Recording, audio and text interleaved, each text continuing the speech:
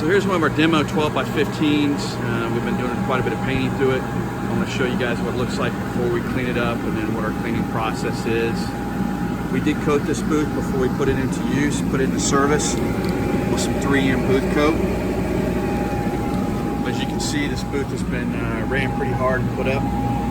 We've had it use some automotive paint ran through it. We've had some oil-based paint doing some cabinetry work through a airless sprayer. So we've done quite a bit of painting in here. This is going to be your before video, and we'll actually show video of doing it. What we'll do is we'll hit it with a pressure washer, about a 40-degree tip, and we'll actually time how long it takes to clean up as well, and follow it up with some finished pictures. We do have the filters removed so we don't get the filters messed up by getting soaked with water.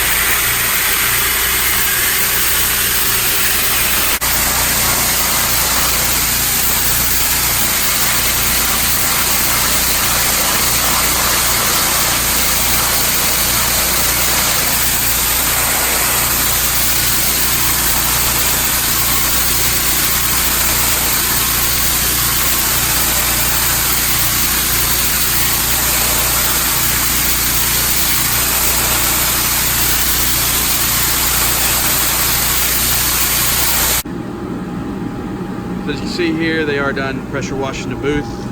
The whole process from start to finish took about 25 minutes. You can see the booth came out clean. Once again, this booth has been in service since January. Had some automotive paint sprayed through it. Had some cabinet paint, oil base, the dust or airless plaster. So now what we'll do is we'll leave the booth, let it sit up for a couple hours, let it air itself out, let it dry, let it get all the water out of the tubes, out of the stitching, and be good to go. As you can see, it cleaned up quite well.